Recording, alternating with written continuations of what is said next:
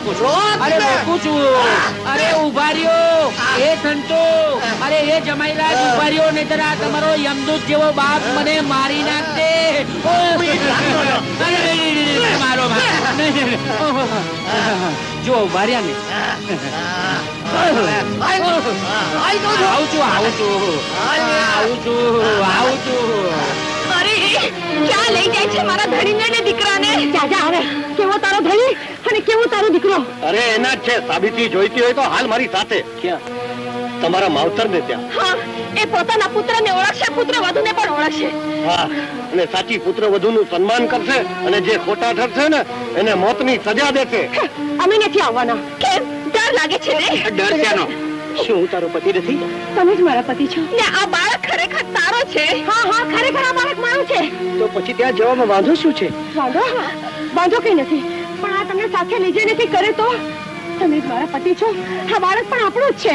આ બંને જણા તમારી સાથે બનાવટ કરે છે. હા, તે બનાવટ કરનારાને બીજા બનાવટી જ લાગે. અરે બેન, એ ભાઈ, જરા અહીં આવો તો. કેમ ભાઈ, શું વાત છે? બેન, તમારે એક વાતનો ન્યાય કરવાનો છે. આ બાઈ એમ કહે છે કે આ દીકરો એનો છે, અને આ મારી ભાણી એમ કહે છે કે આ દીકરો એનો છે. આ બેમાંથી કોણ સાચી જનેતા છે એ અમને ગોતી આપો. લે ભાઈ, એમાં શું? જેની છાતીમાંથી અમી ઝરે ઈ જ એની સાચી જનેતા છે. લા ભાઈ, ચાલો બેન. હમણાં ખાતરી થઈ જશે કોનો ઈ દીકરો છે ને કોણ સાચી જનેતા છે, કોનો ઈ ધણી છે અને કોણ સાચી પત્ની છે.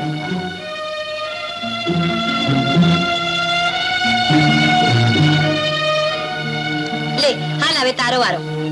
હાલ.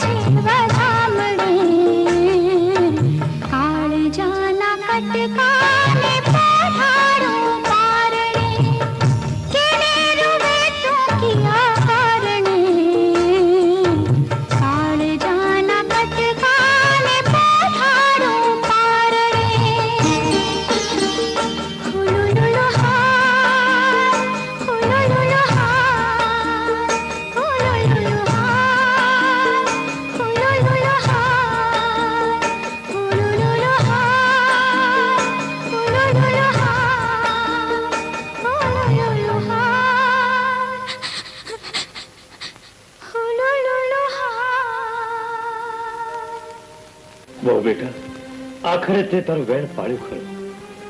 દીકરા અમીર, અમીર બેટા, એટલે તમે મારા પિતા છો?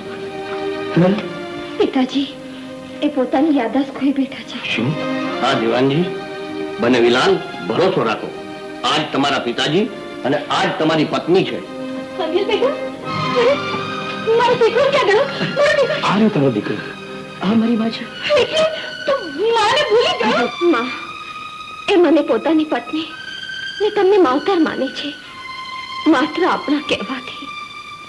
પણ એમના વર્તનમાં ઉદાસી છે, ઉમળકું નથી, વ્યવહાર છે, ભાન નથી. એ તો બેટા, તારી કુખે પાછું સંતાન પેદા થશે એટલે આપોઆપ એનું વ્યવહાર વાલમાં ફેરવાઈ જશે. ના માં, આજે વડીલની મર્યાદા તોડીને હું બોલું છું. મને માફ કરજો. જ્યાં સુધી એ મને સાચા મનથી પત્ની તરીકે નહીં સ્વીકારે, હું એમનું પડખું નહીં ફેરું. એટલે તું શું કરવા માંગે છે? એમને ખોવાયેલી યાદને આધારે મારે એમને નથી પામવા. મારે એમની યાદદાસ્ત પાછી અપાવી છે. એમના જીવતરની ઉણપ પૂરી કરી મારે મારો પત્ની ધર્મ બચાવવો છે. પણ દીકરા,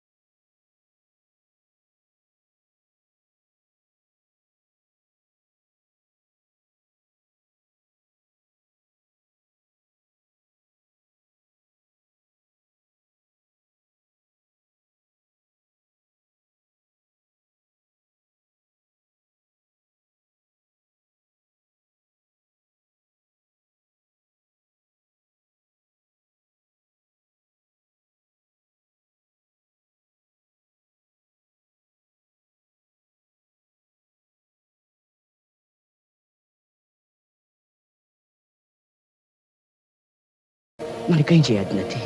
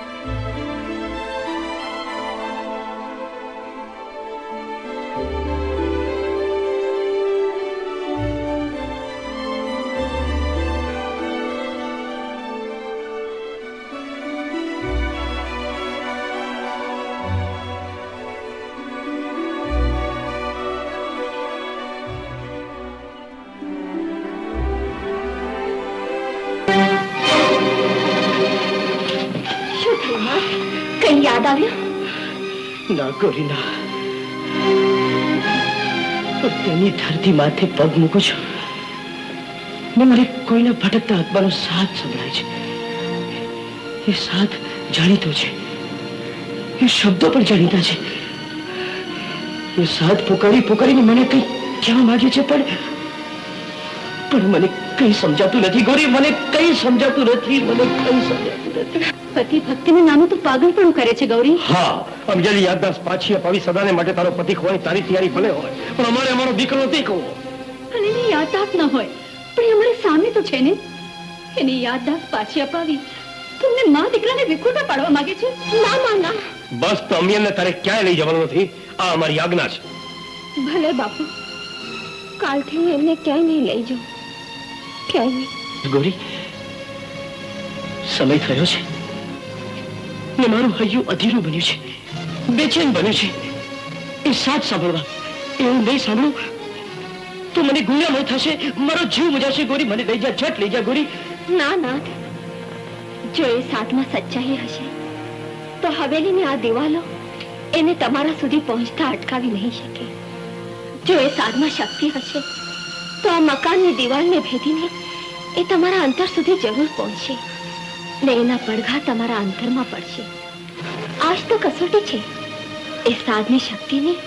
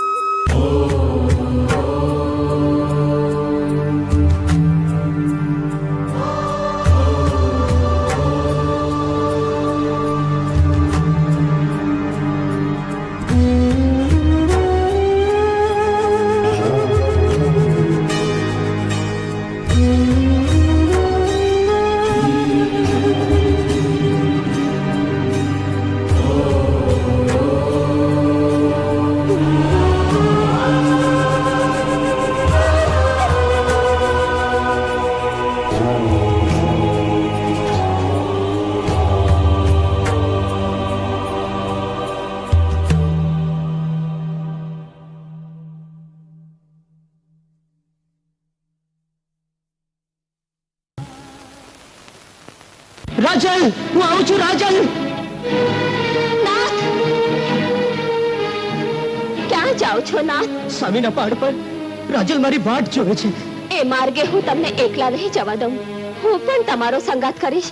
જ્યાં તમે ત્યાં હું. ગૌરી, હા નાથ, ચાલો. રાજલ તમારી વાટ જોતી હશે. ચાલો.